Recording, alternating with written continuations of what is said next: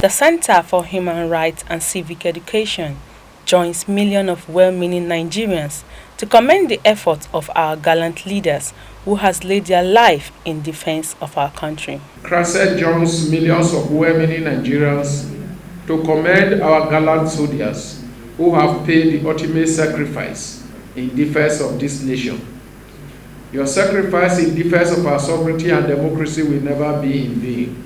We stand with the thousands of survivors of bandits and terrorist attacks from Jiwa local government council in Kaduna, where 50 people were killed, to Safe local government area in Zamfara state, where bandits killed about 200 people, to Lavun local government area in Niger state, where terrorists attacked and killed innocent citizens in a coordinated attack across 13 villages. Dr. Ibrahim Zakirullah, the executive director of CHRICED, condemns the donation of money by Nigerians to other countries, especially in these trying times. By reports making the round that the federal government recently donated $1 million to Afghanistan's Taliban government.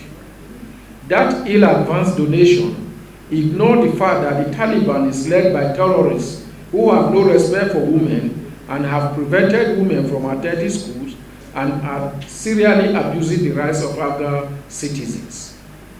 It is difficult to understand how the Buhari administration came to befriend the terrorist Taliban government in Afghanistan to the point of donating funds to them. CHRICED categorically denounces this indiscriminate use of the nation's funds, especially in these trying times. Aside from making little or no economic sense, such a gift should not come from a government that claims to be fighting terrorism within its own borders. He also expressed his dissatisfaction on the 100 million in which the All Progressive Congress allocated for the presidential fund.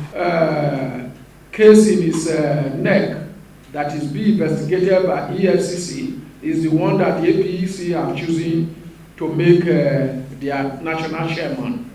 And therefore, 100 million to him as the chairman, somebody that has stolen over 15 billion as alleged, is nothing. And so for him, he has seen almost everybody that want to get the ticket as somebody that has passed through that same school of thought.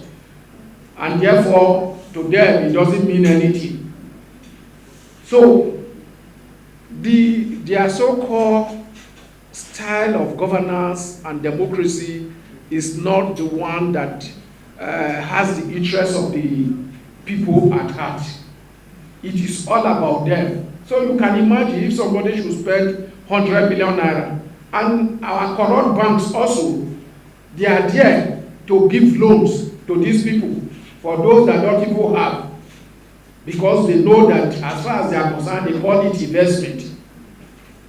So when they get their social security alone in a month, social security, that is security vote in a month is far more than that. So they can easily recoup.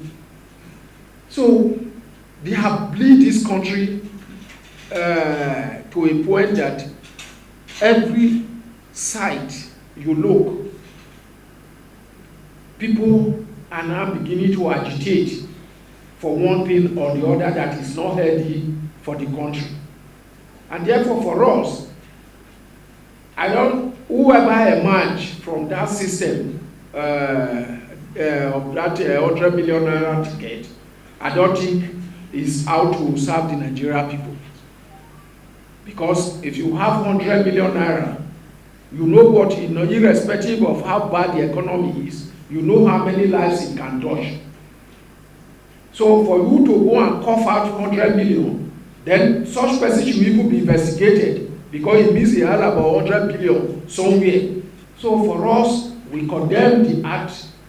In fact, even those that claim their own is 40 million or whatever, we don't think that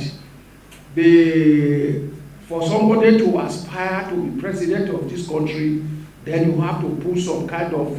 Dorcas Olariwaju, Voicetv, Nigeria.